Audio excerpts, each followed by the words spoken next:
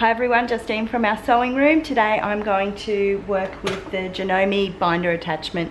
I'm going to attach a neckline onto a relaxed raglan. So first of all, we need to put our binder onto our machine. So your binder will come with one screw and the face plate with the binder already attached. So you'll notice that there's actually a notch on the bottom of the binder that's a bit raised, and it's about in line with that second screw. So what you're aiming to do is match this hole here, which is at the end of the where the screw goes in, with the furthest hole on your Coverpro. I'm using a Janome 900. I'm assuming that they're all the same. So the furthest hole away is where that hole will line up with the binder. Now just gently line that up and then you'll hear a click. Did you hear that click? See how that now raised nodule is actually sitting in the other hole. So all you want to now do is attach this screw. I just use it with my fingers, let the binder fall, and then give it a tighten up with the screwdriver. Now I also have my feeder aligned like that so I can feed it through. I've cheated and I've actually worked out where I want to have mine lined up.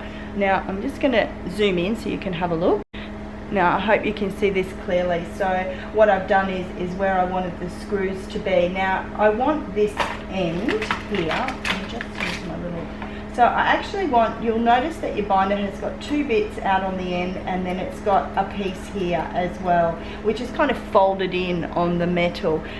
So it's where that end there, you'll see, you actually want the bit of metal that's folded to line up with the edge of your foot. So as your foot sort of curves around, where the edge of your foot is where you want that folded bit of fabric, that folded bit of metal to line up with, and that will make it nice and even. Have a play with where you want your screws to line up, or just copy mine. I've got the furthest one away from the needles. I've actually got right in the center, so I've got a fairly even space either side of the screw. This front screw here I've actually got right towards the back of the hole. Now that makes a difference to how the binding is actually fed through the machine. So just if you're not getting it sitting right, just have a look at the instructions. It tells you which one to alter, or alter them both and have another play. This works really well for me. As I said, that one's even, this one's right towards the back. The most important thing I've found is that folded bit of metal in line with the edge of your foot, and that way then you'll get a nice even thread through of the binding. Now with the Janome, this actually, as you can see, that actually moves slightly. So when you move it slightly, you'll notice that it's uneven at the front here. So just make sure that that is locked as far back as it can go. So if it's pushed forward, again, it's going to make your binding all wonky. So just push it back. I believe that's a design flaw. I can't get these screws any tighter, so always just make sure that that's sitting nice and back tight. So as you push it, it shouldn't go any further. As I said, these screws here, where they're aligned, again, that's where this feeder, you can adjust to where that edge sits. So once you've got that edge perfectly, play on some scraps and then mark it with a line. So that way as you're packing it up, and if you move it, you'll know exactly where to put it back next time. Now my settings with my Janome, I've got both of my needles sitting on 3.5, and I've got my lower leaper just above. Okay, so I've got my stitch length just shy of 3, and I've got my differential feed on 1. Also coming up to the pressure knob, I will just get out my tape measure. This is really important on all the Janomes, is to not have, so you can see what I have mine at. The 900, I believe, was one of their first models, so I don't have all the fancy lines or anything, but you'll get a bit of a visual on that. I'm just about to cut out my binding. You'll notice that I use a Perspex ruler. What I've done with my binding, I know it needs 42 mils in width to feed through my binder attachment, so I actually drew a line to make it easy when I'm cutting.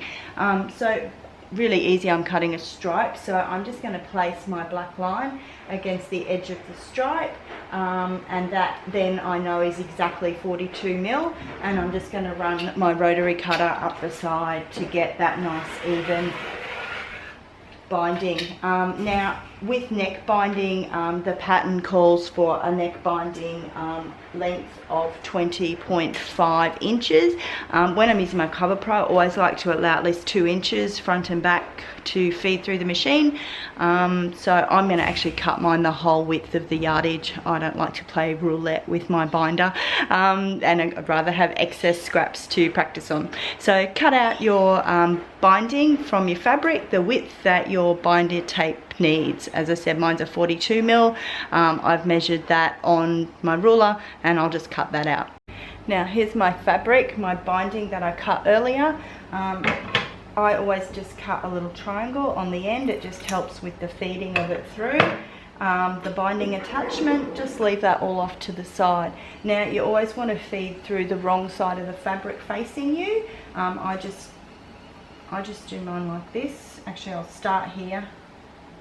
Just feed that through. Now you'll see here there's an opening. I've got my tweezers here. You just want to push this through the opening. Hold the fabric and just gently push it through till you can see it in the second opening. Hence why the triangle is really good, because it just makes the fabric narrow. Now I'm pushing that all the way through. Don't worry that it's all twisted here. Just lift it off and push it back on again. Now you'll see I've got a little bit of fabric coming through the end here. All I want to do is twist that in under and keep pulling it. And it doesn't matter how much fabric you pull. That's why I always cut a huge amount. As you're pulling it through, I'm just going to take the camera off and give you a bit of a visual so you know when to stop pulling it through. Right, so now as you can see, now I'm holding this, I'll try and keep it steady. I've pulled the fabric through, right through to the back here, until I've got a really nice fold at the front here. It doesn't matter, sometimes when you start you don't have that nice fold there. You want the fold to look perfect at the front, and you should see underneath the same thing. It's a bit hard, so I'm not getting a good focus. So you should see both of those fabrics nicely folded. Okay, now with my raglan I have sewed 2 front sleeves to the front and 1 sleeve to the back. So I've got an open neckline. So I'm actually starting at the edge of a sleeve and I'm just going to go around with the binder. So again, when you put this in, you want your fabric to go right side up. Was using my tweezers. Now what I want to do is actually feed this fabric in. I want to push that in as much as possible so it gets a hold as it starts. Now don't worry too much about this to start with. We will hold on to that as we continue going along. So what you want to do to start is actually hold this at the back, because you want to give it a bit of a pull. So I'm actually going to start with my needles down and my foot down. That'll give you a really good start. Alright, so I'm just gently going to pull this through. Now I can see, I'm just going to stop there. I can see that my fabric's coming through and the end has started to come through. Now it's really important that I hold on to this fabric over here.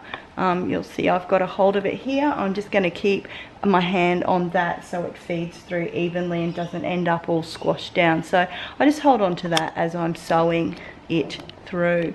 So I'll just continue to sew this, and hopefully we'll have a beautiful binding at the end.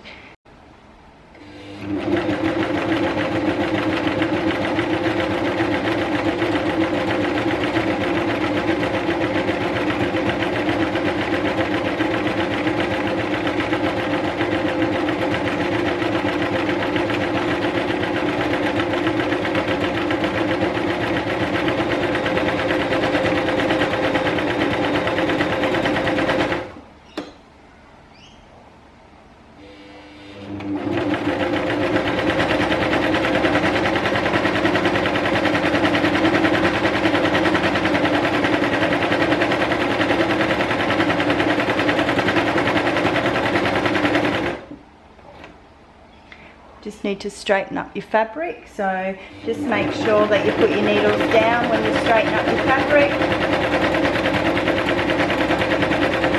Just keep it with his hand, you'll see.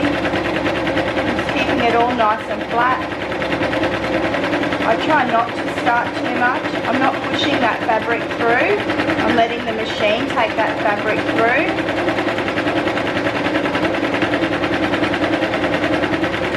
And when I get to the end, I'll just keep my thumb on that just so that it doesn't move out. Now I just raise my needles, pull that through.